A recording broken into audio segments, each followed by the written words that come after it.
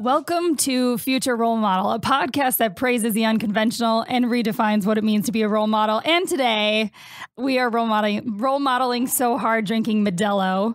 I'm here with Brendan Sagalow. Thank you for having me. Brendan's in town from New York City. Yes, I am. I just saw you in New York like 2 weeks ago. Uh-huh. It was your birthday. Yeah, and I got fucking trashed. We all did. I remember you showing up to my party for maybe a second. I was there for like an hour and a half, but you were probably there for 14 hours, and that's probably why it feels like a second. Yes, I was there from 9 p.m. till 5:30 in the morning. And that's a problem with New York, because I had Casey on the week after I got back from New York, and we were talking about that night, and I was like, you know, things just don't shut down in New York, and by the time you finally look at your phone, you're like, shit, it's 6 in the morning. And you can also convince them to stay up. Like, you could convince them to keep the doors open. Yeah. I don't think you can do that here. No, you can't. I mean, you can in Koreatown.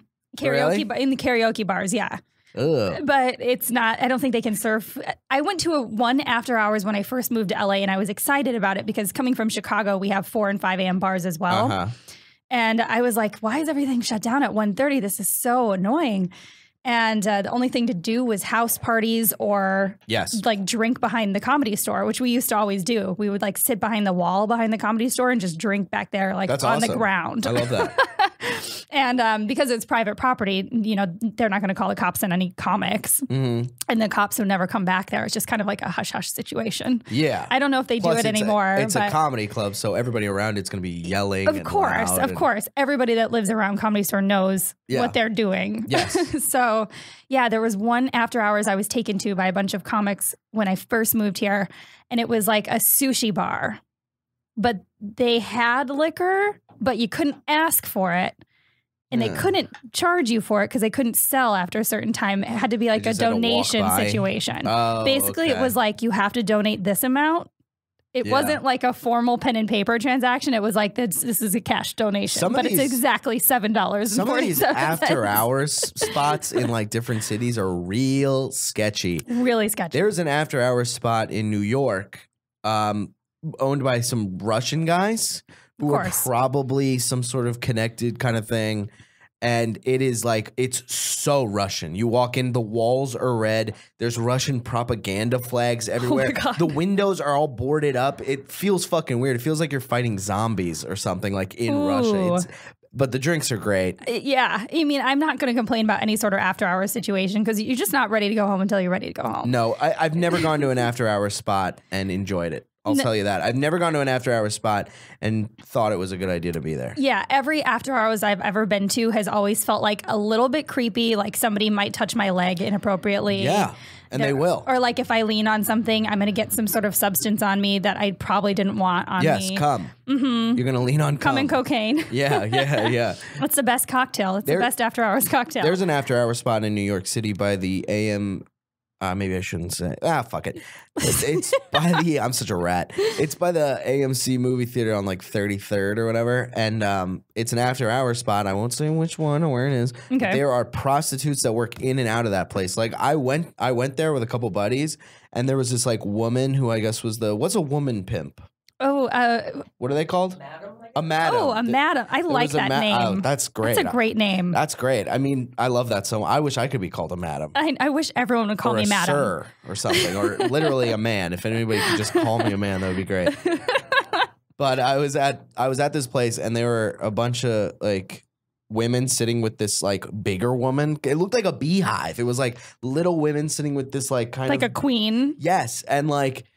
My buddy was like, "Oh yeah, those are whores. Those are prostitutes. If you want whores, those are whores. Yeah. What's so funny though is like it doesn't really matter the level of class of a place. Every place is swarming with hookers. Like there's hookers that come in all shapes and sizes nowadays. I know, because the after hours hooker is just a different class of hooker than the ones I used to see when I worked at like 5-star hotels. Yeah, but 5-star hotels had regular hookers too. I would get a hooker.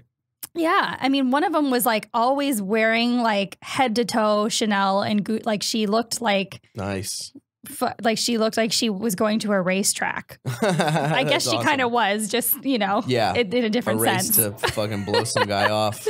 So I'm trying to think how we haven't known each other for very long. No. Yeah, like my first 10 guests that I've had on so far, you're guest number 11, BTW. I know, I read the email. Brendan had struggled with an email that you sent me. And all my guests. Your email started with like, in the beginning of time, there was too many. I was inspired by Star Wars. I just transcribed the script of Star Wars. And the corners of the pages weren't numbers. They were Roman numerals. Yeah, everywhere that Star Wars was, I erased and just wrote future role model. And I just wrote the entire script to Star Wars. Yeah, it's just like crossed out and written in crayon. I like to give a lot of backstory as to why I started this podcast, because I think that's, I thought that was funny. You're like, a little background on the pod. And I was like, scroll. You're like, okay, whatever. No, I read the whole thing. I did reload. But I do count how many, when I get an email for a podcast, I count how many times my thumb how many times I see my thumbnail. Oh, yeah. You know what I mean? So what was it, like 4 scrolls? It was like 3. 3? It was 3. That's it wasn't too solid. bad. It wasn't that's too not bad. Too bad. It wasn't too bad. It was like this. You go like that. So that's like the amount of thumb exercise you get is how many. That's the amount of exercise I get. Period. You gave me my exercise for the day. I know. When we sat down, Alex was like, "Oh, I have 2 Modelo's in the fridge," and I was like, "Perfect. I didn't work out today, so it's going to be a beer day." Yeah, and I never work out. I got workout yesterday because I went to the beach where I just narrowly We were like a couple lifeguard stands away from each other, and I went into the ocean. Which is, when you go to the beach, you go to the ocean every time, or do you just tan and like? I step in the water, but it's never warm here. California has terribly cold water, but if I'm drinking and like in Malibu or something, then I will absolutely go in. Yeah, because that itself is like a workout. You're getting like hit by the fucking people waves. Pay to go to cryotherapy, and that's basically the same thing. Yeah, I mean, free. It's awesome. It closes up your pores real well. Yeah, just makes everything tight. I love that shit. Like in a shower where it's like, okay. Yeah, real tight. Rejuvenation. But when I go in the shower, I'll like make it really hot so my pores open up, and then fucking cold and shut it all down so I clean my pores out and stuff. That's like the healthiest thing you do, I think. It is the healthiest thing I do. I literally take care of like my skin more than because it's I your have like biggest eczema organ. and shit. It's a big deal. Yeah. So we trash our livers, but you can't see those. Like if you could see my liver, it would probably it'd probably be crying. I don't think my liver would be that bad because I just drink, regularly. I drink a lot almost every day, but I'm not like losing. I don't get up at like. I think doctors' expectations for the amount that people drink are way too low. Like I had to switch doctors this year because my plan changed, and I just recently went for the first time, just like for my annual checkup. So I just met my new doctor, and I had to fill out all the new paperwork and shit.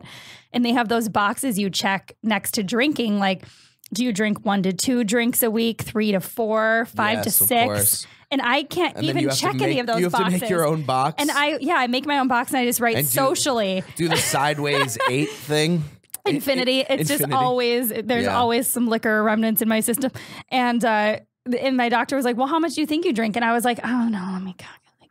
I don't know, like 20 a week or more. And she was like, what? And I was like, well, I have like an event. I'll have like 2 champagnes. I have this. I'll drink this. If I'm at home, I have a nightcap. Doctor's an idiot and a liar and probably lying to everybody you. Fucking drinks. Yes. Always. Doctors are fucking liars. And I'll tell you, and they lie on purpose. They do that shit. So, and for the most part, it's a genius thing to do. So they'll put that shit on the paper going, oh, how many drinks do you have a week? 2 to 3. And they know nobody's having 2 to 3 drinks a week. Yeah, 0 people. But they make you think that shit's normal. And I have no idea what I'm talking about, by the way. I'm trying to get this thought out.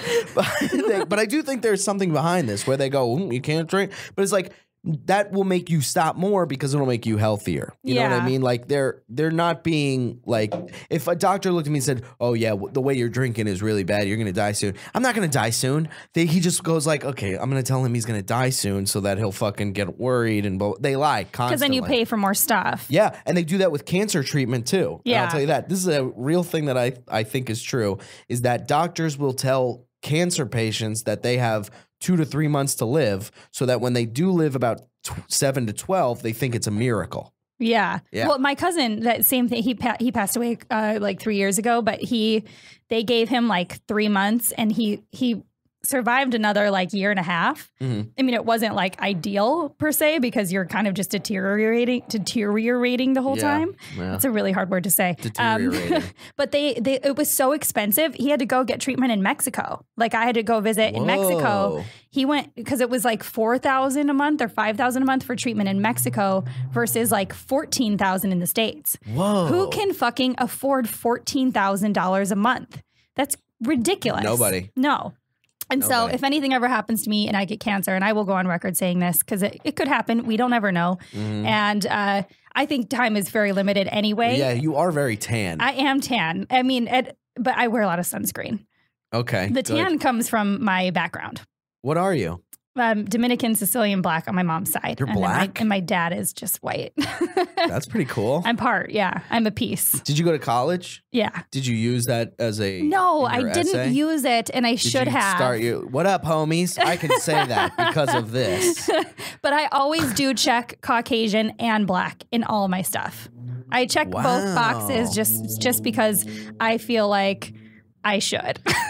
That's a hard life to live, I think. If you, I think for the most part, people who are, especially people who have both in their like someone with like, I know somebody with a black dad and a white mom. Yeah. And he looks white and he looks like a white guy. And I think he's constantly struggling with where he belongs. Yeah, you know what I mean? It made it easier for me because my parents chose for me. They raised me in Wisconsin instead of the south side of Chicago. So you were the whitest. I had grown up in the south side of Chicago where my mom was from, I would have been like the blackest white chick ever. Yeah. But now I'm the whitest black chick ever. You would have been like fucking... sense? I got the, like I flipped the coin. Bahad Bahabi. You know that girl, Danielle Bregoli? Bahad Bahabi? The girl who was like, cash me outside. How about that? Yeah. And now she's a rapper. Yeah, well, good for her. Yeah, I think she's doing things great. Work out for some people. I do like her. I think it's an unpopular opinion. I think she's actually awesome. Well, I mean, to be able to turn that phrase into a career is pretty epic. Yeah. Nobody can turn anything into anything. Like, I wish I could go outside right now after this podcast and be like,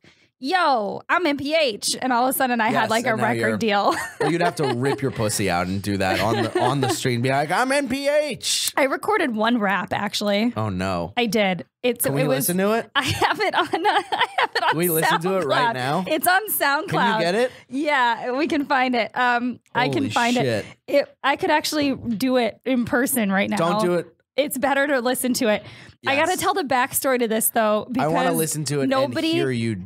Nobody has heard it before on any sort of aired situation. So when I was a performer at Second City in Chicago. Is that some sort of rap venue? It was basically the same thing. It was sketch comedy. Yeah. And so we had the conservatory. And when we closed out the conservatory, we had like an 8-week running show. It was like an hour-long SNL type show. Okay. And I had written this rap one day because I got lost in the parking garage and I made a rap out of all the signs on the parking garage. Okay. And it was just using all of the signs like park your car, park lock your car. Oh, no. Like all the shit from So is your rap a joke rap? Kind of, but I do it really seriously. So around the same time, this was in like 2007, I had become an honorary member of a biker club called the Black Angels. What? Yeah. That's awesome. I can find it on my phone. The Black Angels. So I had this. Did you ride a bike? I rode on the back of my friend's bike, and his name was the Professor. Oh my God! What the hell? Do your listeners know any of this yet? Shit up. Nobody knows any of this. Wow. I have lived so many lives. Did you have a nickname? And was your nickname your rap name? They gave me a handle, and it was Nasty Girl.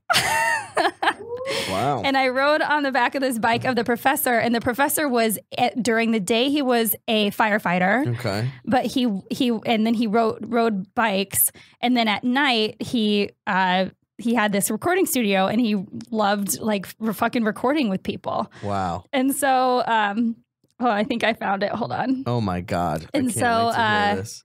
Yeah, this is it. This is me.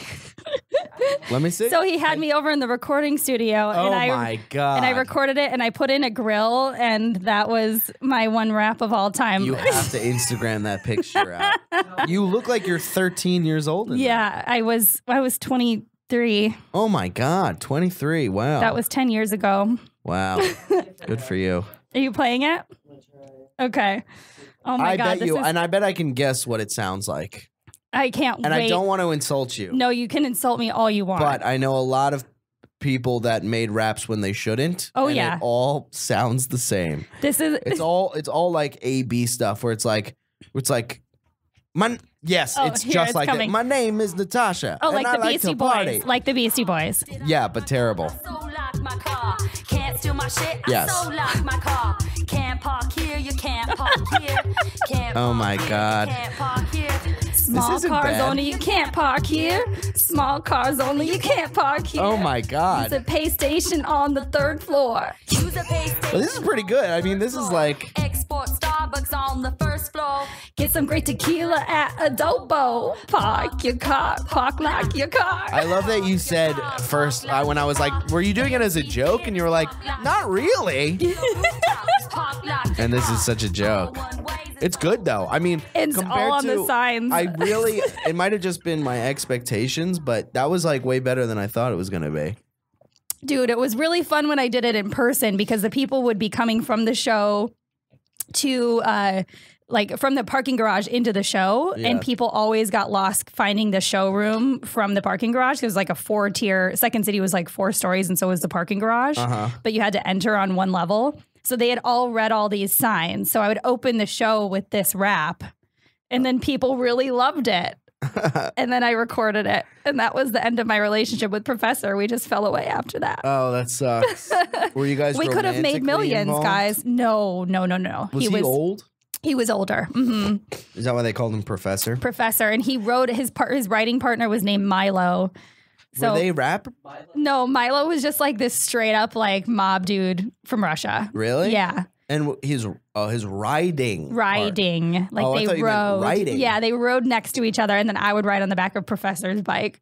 And you weren't even romantically involved with this guy? No. You just rode on the back of his bike? I always for- have adventures with like random weeks? dudes and stuff, but I'm not fucking them. Yeah. So I feel like that's kind of a and I don't want to sound sexist, but it sounds like I feel like that's a woman kind of thing to do. To just have adventures and put your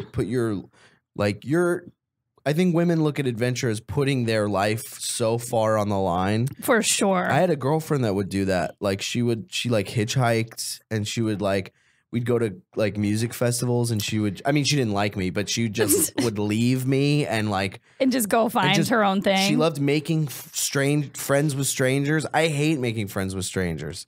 And she would just do it all the time. See, would that's do it how all the I am. time. I It was a love meeting fucking people. nightmare. And so it gets me into trouble sometimes. It used to, more so Yeah. now. Now I'm at least, an older version of the same thing. So Yeah. I'm a little bit more subdued, but there's different ways that you're getting it out. little bit. Yeah. So where did you grow up? I don't even know any of this stuff because we have only been recent friends. I grew up in Long Island, Syosset. Okay. So close to New York. Yeah, about 40 minutes away. Did you spend a lot of time in New York growing up? Not New York City, no. Okay. It was always funny to me that we people all over the world would go to New York City. Like people would spend thousands of dollars to travel to a place that I could just spend $20 and go to. And I was like, fuck that place. That place sucks. I used to hate New York City. Well, everybody hates what they grow up next to, I feel like. Well, no, it was also like, you go there and people are knocking you over and shit. And It's filthy. It's filthy. It smells like piss. Mm-hmm. But now that I live there, I like it, I guess. I don't really enjoy anywhere or anything, I think I would say. I haven't really enjoyed living in a very long time. Really, anyway. Yeah, I could have stopped that sentence. We need to change that. No, I am actually. I'm actually way better now, I think, than I'm going to therapy. I try to meditate as much as possible. You are going to therapy, huh? I love therapy. How long have you been going? Almost a year, I'd say. About Regularly, every Thursday. Every Thursday. Every Thursday at 11:15. I My think therapist's name is people Alan. don't go. It's the best thing in the world. You just need somebody to talk to, and there are some people that some therapists suck ass. Well, sure. But and I don't. But here's the thing: I don't know if my therapist sucks. I like him, and we talk and stuff. But sometimes he calls me a pussy and stuff, and I think that's just his way of going at you like, you're a pussy. I think that that's great. Like more therapists. I had never been, I'm 33 years old. I had never been to a therapist in my life for anything. And then in December, I went for the first time. I did 2 sessions. And then I just was kind of like, I'm answering my own questions and I'm lying to her about half the stuff. And so I'm like, what is this really doing for me? I know. It's weird when you lie to your therapist because you're like, fuck, I'm going to have to go in there. And yeah, it was just like the same shit I don't want to be honest with myself about. I was like, basically, you know, it didn't really seem like I was going to get anywhere. I just had to deal with my shit on my own. Yeah. But I'm kind of one of those people. Yeah. You know, but I need to talk my shit out and I need to hear somebody who can influence me. Yeah. Give me advice. I think more people should go to therapy. And I hope I do find somebody that kind of resonates with me that I can go to every once in a while. Everybody should go to therapy. It's like there's some people that I guess don't need it, but even them, they're fucking psychos. Well, a lot of comics are like, oh, I use the stage as my therapy, but it's not the same thing. No, because you have to be funny. You have to be funny. You have to write things that are crisp. Like even if you're using something therapeutically, you still have to make it something people laugh at. I know. And that's a good thing about therapy is I don't have to make this dude laugh. I mean, most of the time I don't. But I mean, I can just fucking go off and I go, why? And if I said any of the things that I said in therapy on stage, people would be like, this is like a sad TED talk that's happening right now. This is like depression. What is this? This sucks. So I get it out that way, and I love doing that. And I love talking to the guy. No, it's smart. And meditating too. That's something that I just started doing like 6 months ago. Not very often, but I think people should do that more often as well. There's also things that you can do that are meditation that you don't even realize. Like breathing techniques. Kind of like I remember I was like painting something, or like if you do dishes, like do your kitchen dishes and just let yourself think, because you just wash and then you think, and that's fucking meditation. I said that real weird. Yeah, you did. Meditation. That's meditation. That's a meditation. But that is meditation. Painting. If you have something that you want to paint, like if you want to paint a wall and you're just going, you're not thinking of the paint. You're just like mindless tasks, and you're thinking of other shit, and that's meditation. That's why people say to breathe, because it gives you something to focus on. Yeah. It's like counting your breath that just keeps you from letting your mind wander in all these different directions. Yeah. But how long have you been doing comedy now? 6 years. It'll be 7 in August. 6 years. I feel like you're doing really well for being at 6 years. You think so? I think so. I have no fucking idea. It's hard to gauge. It really is. You don't know, because I mean, but far you're doing crazy well in New York.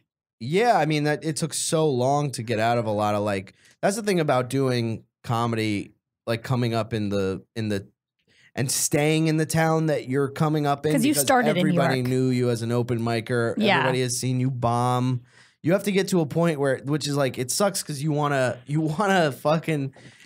do new jokes and you have to let yourself bomb, but the jokes even have to at least be a little good. Yeah. Because people are like, what the fuck is he talking about up there? If you have enough comics in the back watching you going like, I could see how that's funny. Oh, he's funny. They're just not getting it. You're on the right track. Right. But if you're just like bombing, it's real fucking hard. You're just going up there winging it. I envy the people that start in Chicago and shit. Start in other That's where I started, and it was amazing. Because you get to bomb and you get to like learn yourself. You get to feel it out. And Chicago's one of those accepting cities of like, this was my day. Like, let me talk about my day. Because usually if you get up on stage and you're like, today this happened, people assume that you're writing about something that happened like a month or two ago and that you just like polished it and made it sound like it happened today. But in Chicago, like if a comic gets on stage and they're like, today this happened, it actually happened that day. You know what I mean? Yeah, but that could always not go well. And right. Sometimes it's like, true. What the fuck are you talking about, dude? Like, I love jokes. I love well-constructed jokes. Even if, like, it's supposed to sound like it's not, like... Not a joke. Like, I love Seinfeld because he's so, like... You could see his writing. And then I love Louis because you can't see the writing, but you know it's a well-constructed joke. He's just, like, kind of, like...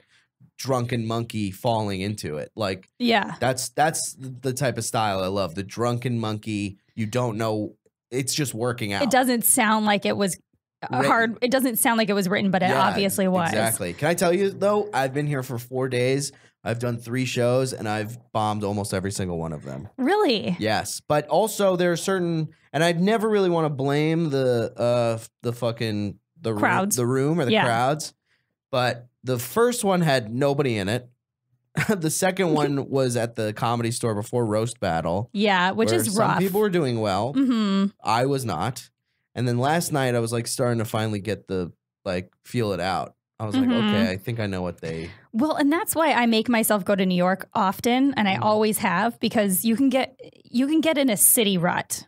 And by that, I mean, like, totally. When I first moved out here, I obviously wrote about moving here. I wrote about vegans. I wrote about, certain things that you take somewhere else and they're like, this is Ohio. What the fuck are you talking about?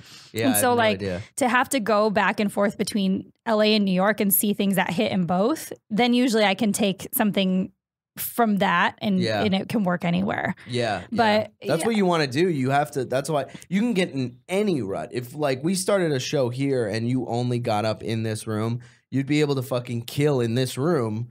But the stuff that you'd say, even if you're not trying to do anything, like, look at these fucking lights, aren't these weird? Blah, blah, blah. Even if you were like, the way you're hitting it, you would, it's fit for this room. The way you wrote your jokes and everything, it's fit for this room. So it would work well. That's why you got to go to all these other fucking places and all that. Exactly. That's why they say the middle America stuff. Although I really hate road work. Like, I just don't. I don't mind it. I like picking my cities and going with like a certain goal in mind to get a city kind of on my side and visit certain people. But like, I used to do a lot of like road work in podunk cities, and I fucking could not stand that. Those are fun though, because you can learn how to kill there and shit. You can. I'm not knocking road work, obviously, because it was good for me in that point in my career, because it got me like comfortable doing 30 minutes on stage before a headliner. But I just had a couple bad experiences, and it maybe wouldn't be as bad now, but like I had a couple, like, it was back in the day where some of my stuff was much dirtier. Like, I don't really do dirty material anymore. Okay. I mean, here and there, wherever it seems like it's appropriate, but I had gone on a tour through the Bible Belt, and it was just the most horrible experience. Yeah, of course. Because you're like, they hated me so God hard. Loves pussy. Did they you know that? hated me so hard. I've never been more uncomfortable on stage for 30 minutes straight in my life. That's so funny though, but that's the stuff you learn, because now you'll go next time, you go, okay, I gotta fit my fucking thing to this. Like, I have this joke that works for older crowds, because I'm talking about like how I don't understand how you could dirty talk with somebody that you've been married to for a long time, or like that you know for a long time. Yeah. Like, it feels weird to me to like dirty talk someone that you like know their parents and everything. So the joke is I go, yeah, blah, blah, like I do a whole thing, and then I go, hey, did you pay the mortgage this month? And that works on the road, because it does so well for people who are actually paying mortgages. But then I come here, or I try to do it in New York, and people are looking at me like, I don't even know how to spell mortgage. What the fuck are you talking about? So I had to do a new punchline for that one. Yeah. So it's like you just figure it out. You just have to finagle it. Yeah. That's why I'm working on going overseas right now, because I want to like see how things translate overseas, which will be very hard. I would love to do that. I know. So when you started stand-up, like what was the kind of catalyst to getting you into comedy? Was there a defining thing? No. Just kind of happened?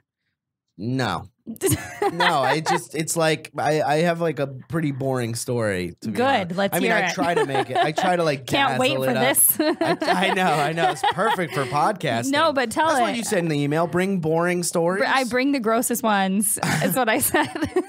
No, well, really, I was just at a party, and I was in. I left school visual arts. I did one semester there, and I left because I just didn't like. I didn't like it. I felt like I was rushed into college, kind of thing. Yeah. And so then I left after a semester, and I was at a party, just fucking pilled out, probably, and smoking weed. What was your pill of choice? I don't even like pills, but I would take whatever. I would just take whatever people gave me. I was, I was one of those guys that just would take a pill. I never liked pills either, but sometimes I took a they just Xanax end up on the flight here. Not even because I'm afraid of flying, because I'm not afraid of being super high on Xanax.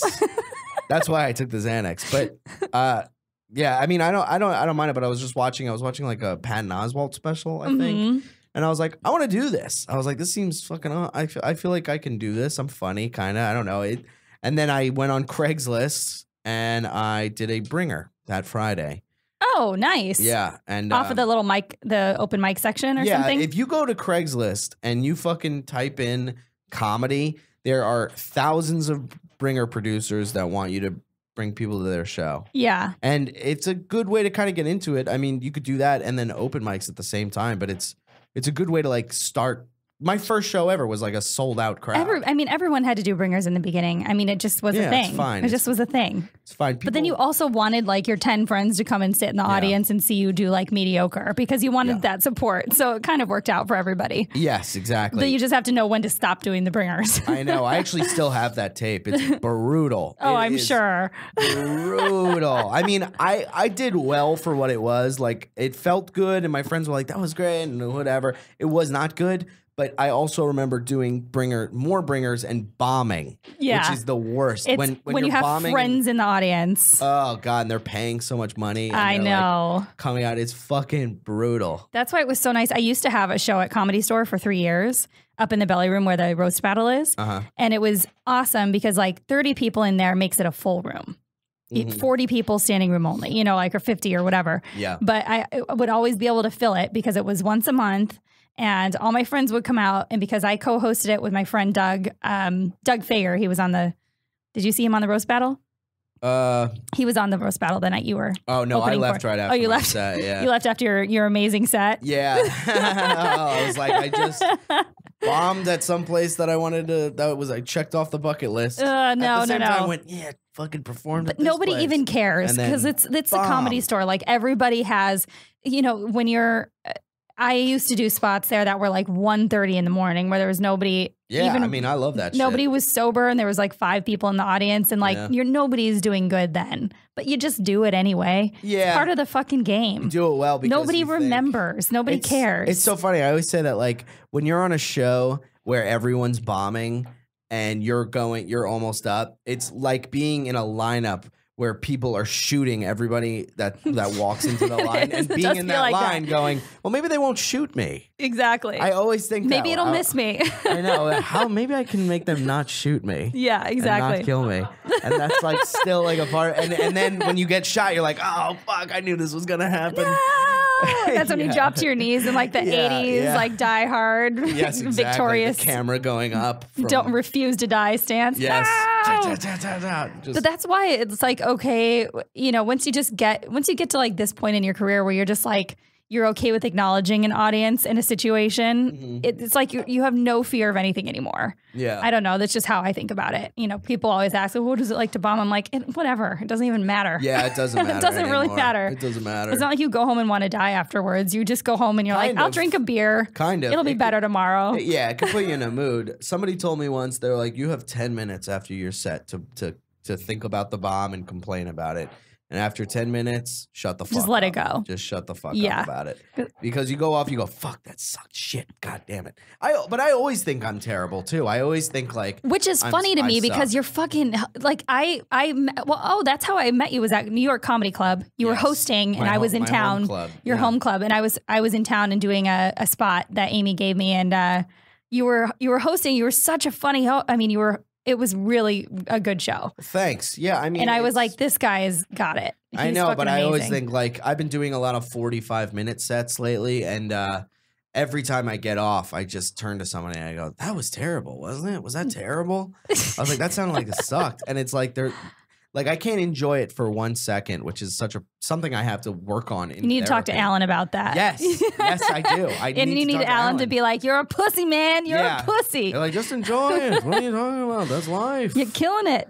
Stop being such a pussy. He is a great therapist, man. But yeah, sometimes he calls me a pussy, and I'm like, all right. It's okay. It's probably true. Here's your money. It is true. It is true. That's why I'm working on it. Yes, yeah. He goes, you're a pussy, and I'm like, is that just your filler? Are you? I'm glad to know therapists use that word. I mean, he makes people should talk to everybody like everybody talks to everybody. We curse in front of each other all the time. We're like, this fucking. He's like, well, if like how you said, this fucking bitch is blah, blah, blah. I'm like, yeah, you're right. So did you have role models when you got into comedy, or was like Patton Oswalt one of yours? Yeah, which is funny because we're not at all. You're not like similar. And he's so good, and his writing is perfect and his timing is perfect, and he's such a vet and he's so experienced. Well, he's Patton. And I'm up there just trying not to make fart noises. I'm up there going like, just don't make a fart noise. Just trying to make people laugh with jokes. Yeah. But I always end up being like, all right, good night, everybody. See you later. Just leaving. It's interesting though. Like you can just tell certain people's style. Like Eliza Schlesinger came and did a set last night at the show I was at, and her new Netflix special is coming out. But like all of her style is consistent. You know exactly what you're going to get. Yeah. You know, and Patton Oswalt is like that.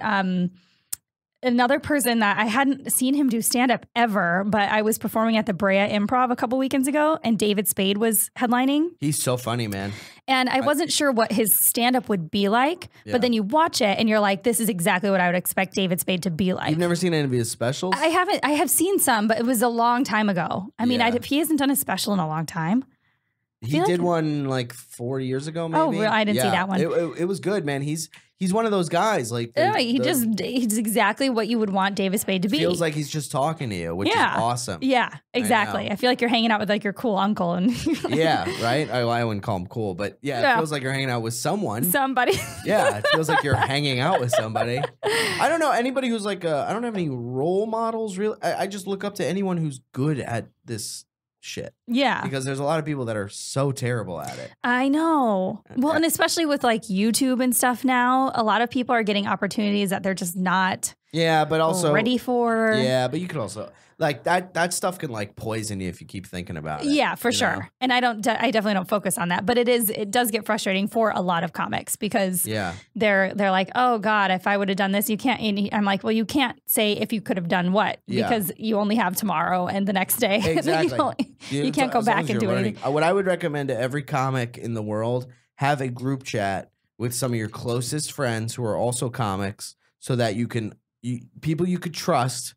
That you go into the group chat and you go, can you fucking believe that blah, blah, blah did blah, blah, blah?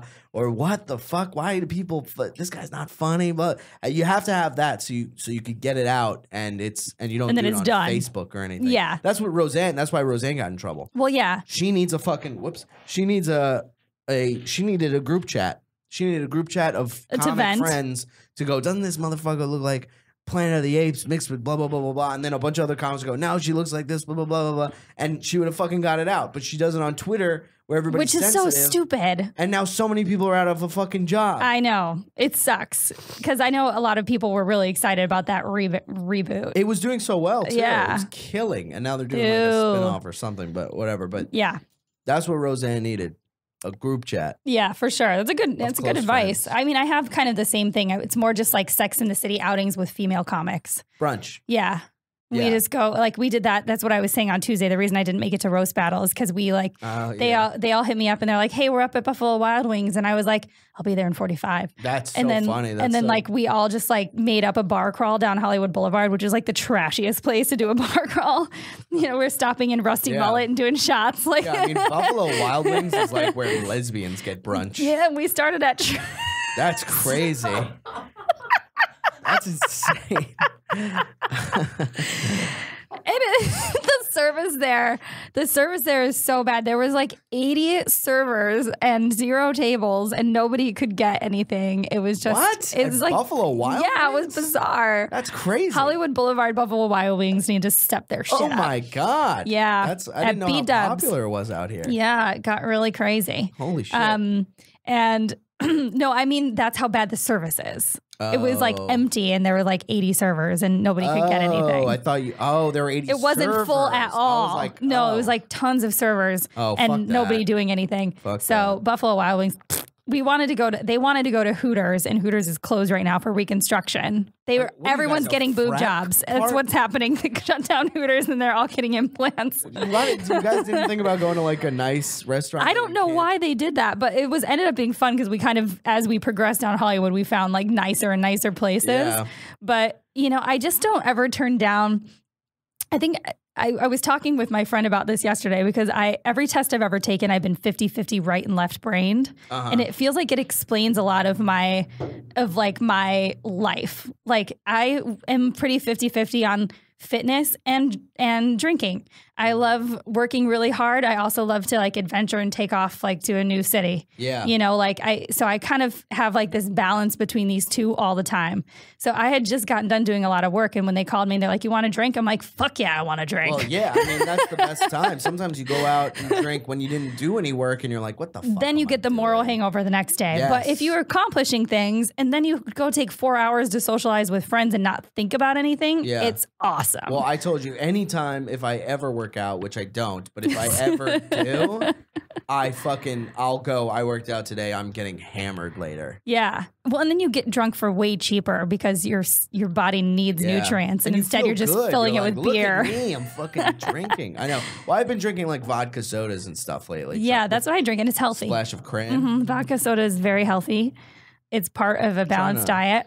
Trying to lose weight is so goddamn hard. They should redo the triangle like that, or the pyramid, the health food pyramid. Yeah. I think they got rid of that years ago, but it should just be, instead of like bread, it should be liquor. And then like it should be a specific type of booze triangle. Liquor, and then the only bread section would be like 11 p.m. like when you need stuff, to soften your stomach up. Like then you have the bread. I know.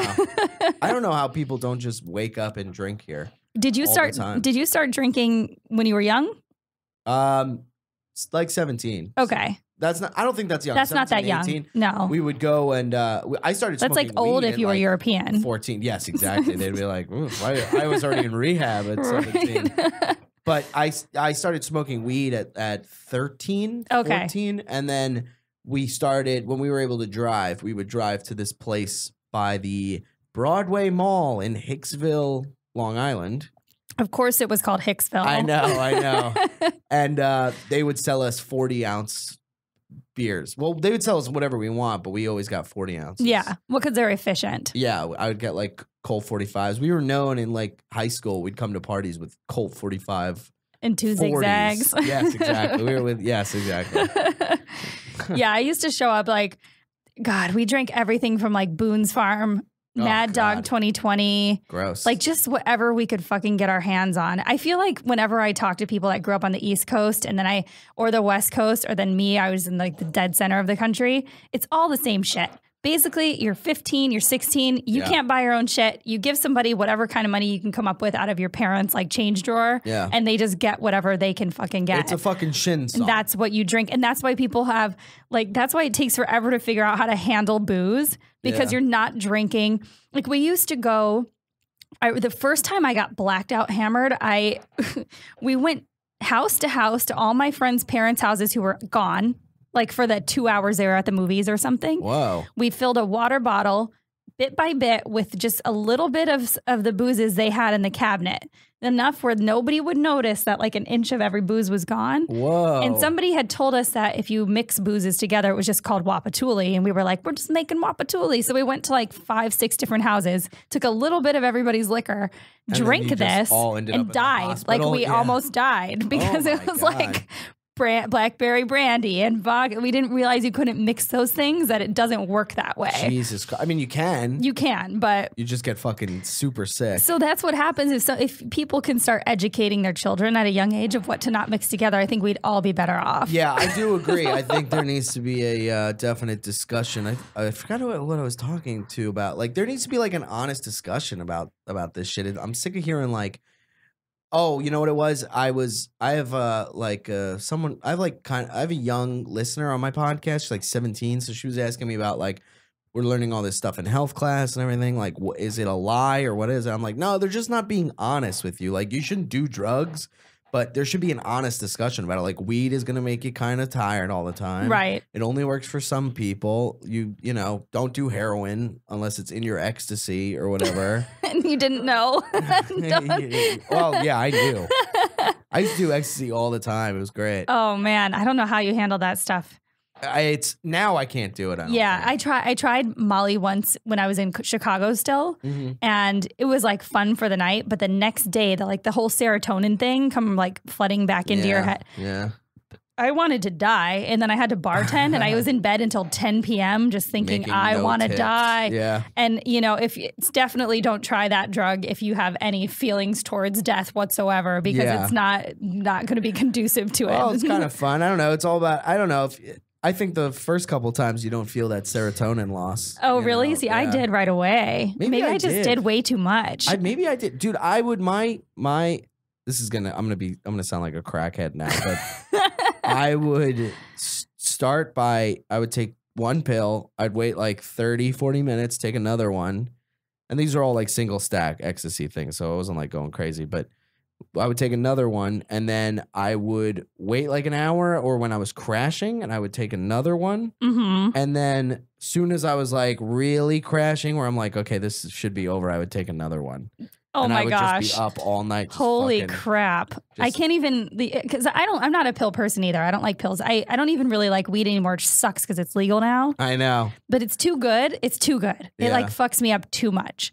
But I've always liked to drink. I know what I can drink and I can handle it and I know to not drive. And that's like all I need to know. Yeah. And even sometimes, you're like, well, how am I going to get home? Yeah. Well, and I loved smoking shitty weed. Like growing up, smoking shitty weed was awesome. It was like you were high for like 20 minutes. And then you had a headache for 12 days after. Yeah, I mean, I like... Because it was mostly sticks and berries. Yes, exactly. You're smoking raccoon leftovers. I don't know. Yeah, I don't do any of this stuff anymore. Like, I'm even afraid to do shrooms again. You know what I mean? Yeah. Like, I don't want to feel that feeling anymore. I'm okay with just weed and drinking. Well, I think what I realized years ago is I like to think the way that I think. I actually enjoy the way that I think. In general, I'm a level-headed person, and I don't like something that throws that. Yeah. So if I drink too much, I mean, I'm just a happy drunk. So it's like, it's fine. Yeah, if I drink too much, I'm basically going to just hug everybody and then pass out somewhere. Great. Like it's not a problem. But when it comes to like other drugs that I would try, like, you know, I used to do edibles and like, then I'd just get into this place where I was paranoid and I didn't like that train of thought. Yeah. So I just kind of stopped getting into everything altogether. I know. I would take edibles and then like go into a bathroom and just stare into a mirror and be like, what the fuck am I doing? This is crazy. Because they make you hallucinate. When you get to like a certain level of edible, they actually make you like go crazy. Yeah. And like, I wanted to get good at taking edibles because I know a bunch of guys that are like good at taking edibles and they can do their whole day and like it's fine and they're just high and they're enjoying it. And I was like, I just want to get to that point. And now I kind of like, I see it as how many times have I gone into the bathroom and like yelled at myself for doing this? Because if it's only been 2, pretty good. Then I'm okay. Then I'm pretty good. But if it's 4+, it's the like average a problem. 4 or 5. Yeah, then I'm like, oh shit, I'm fucking up. Yeah, I shouldn't have done this. That's awesome. Do you still have a lot of friends from back home, like we were hometown? Some. Or did you kind of move away from that when you started comedy?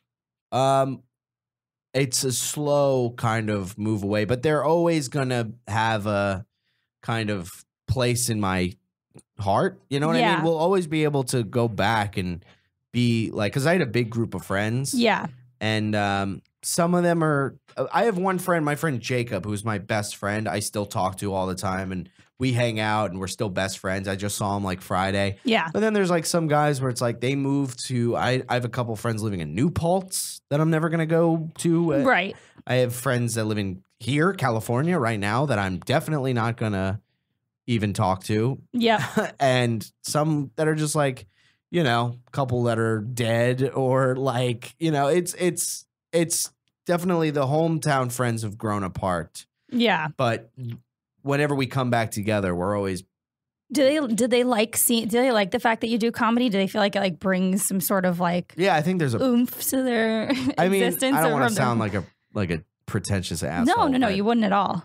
But I do think there is maybe some pride in it. I think that they're like, look at him, he's fucking doing this. Well, I feel like that with my hometown a little bit. Yes and no. I mean, I definitely don't shy away from like talking about shit that I did growing up. And so some people like that and some people probably don't. Like some people are like, shut up about our hometown. Stop making our town sound like ratting everybody out.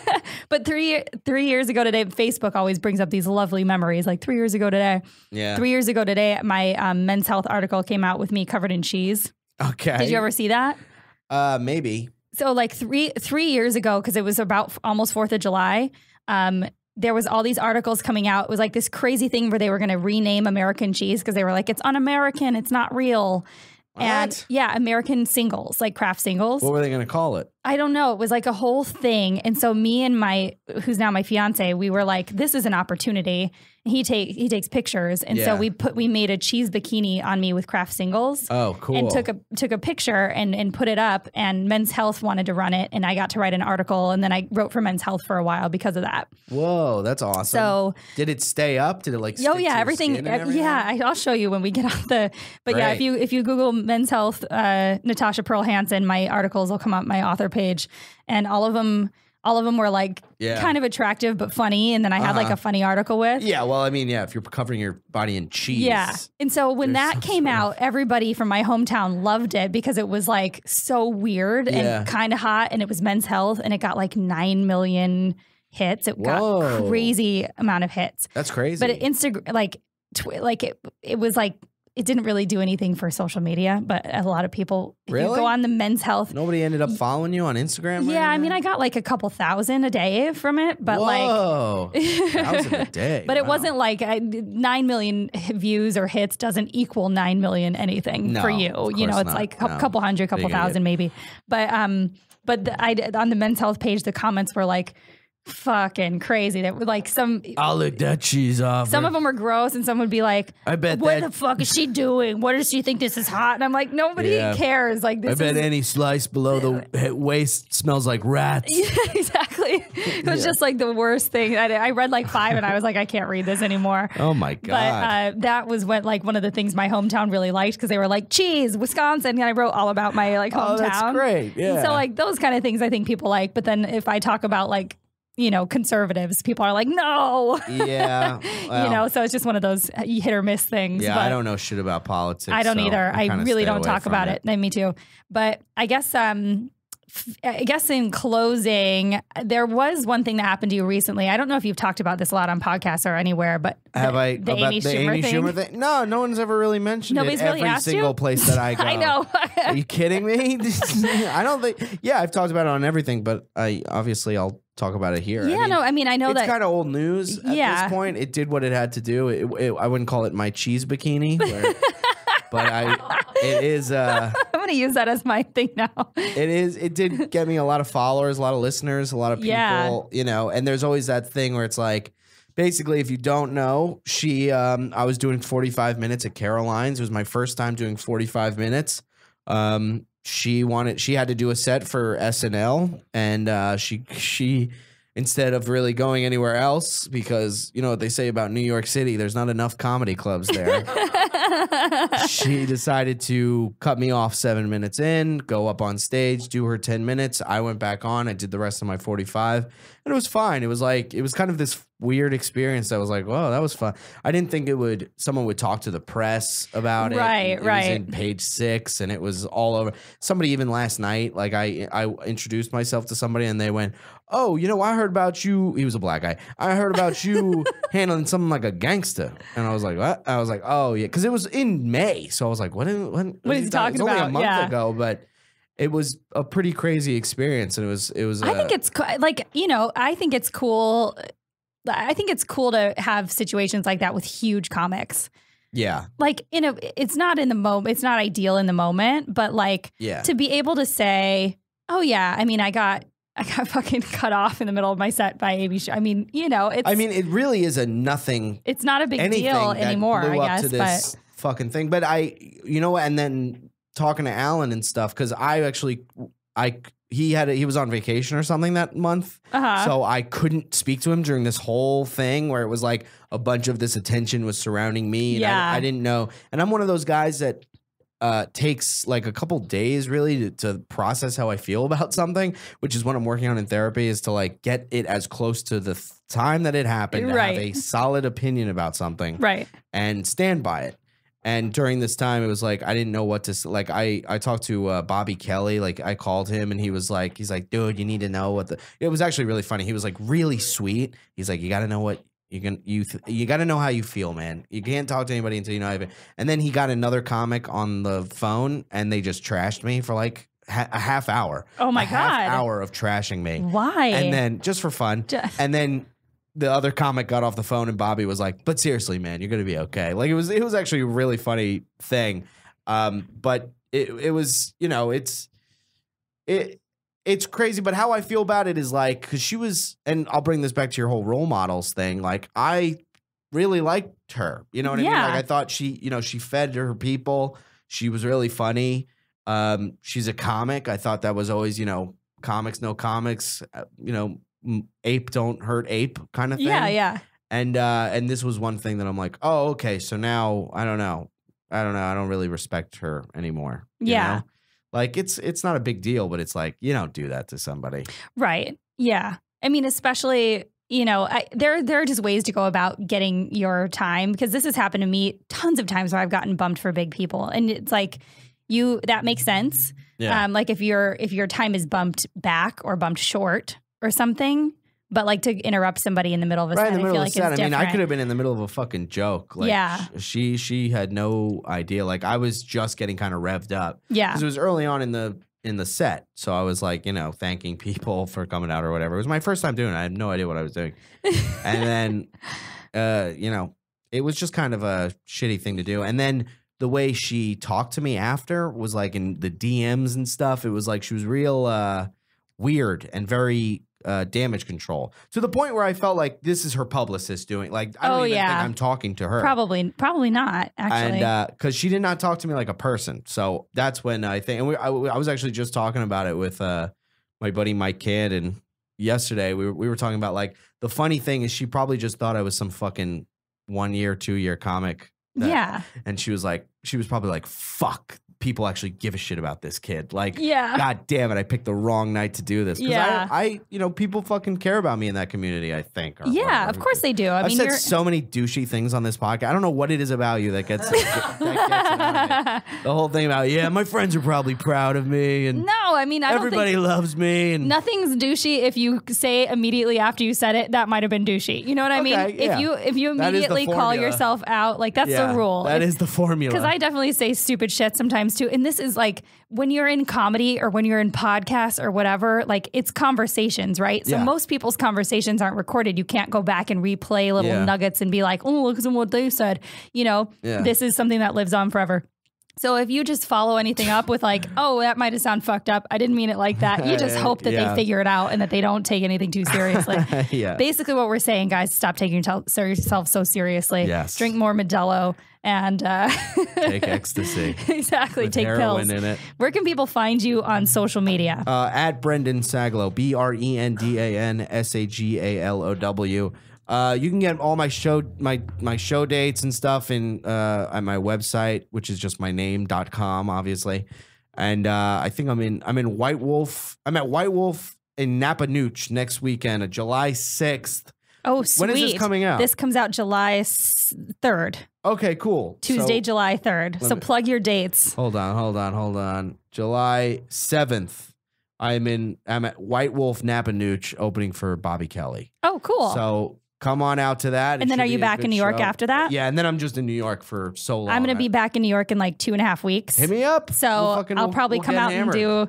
Yeah, we'll go to that 5 a.m. bar again and try to recoup our lives the next day. See if we can get that guy fucking to do that again. The day after his birthday, I was texting him. I was like, how are you? And he's like, I can't move. I know. I know. I was rough. And I'm also like since then I've gotten into a relationship, but I'm such a goddamn fucking, every time I get drunk, I'm so goddamn handsy. So I'm like, I sent a lot of apology texts out. Oh yeah, but a lot of people that I know. A lot of people get. I even do, and it's not like I'm grabbing like wieners and stuff, but I'm like very huggy when I'm drunk and stuff. I was definitely grabbing. Were you grabbing asses. wieners? Yeah, I was definitely grabbing asses and wieners. Again, if you apologize for it after, it's okay. I think that's fine. Out. Yeah, I think that's okay. And everybody knows when liquor's involved. You know, I mean, that's not an excuse to like go grabbing crotches and stuff, but. Yes. You know, if you're a little more handsy than you should be. I have friends that do it all the time. And I'm like, whatever, we just love each other. Who cares? Yeah. Anyway, sure that's it.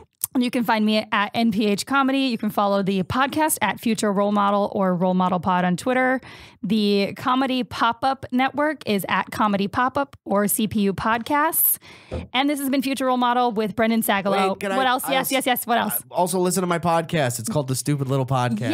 Yes. And I want to do your podcast when I'm in New York. I will definitely have you on, yeah. Okay. I usually just do it alone, but I've been having more and more guests. And cool. It's just fun to like mix it up and shit. I love Stupid Little Podcasts. Yes. And on that note, we are out. Future Role Model out. That was fun.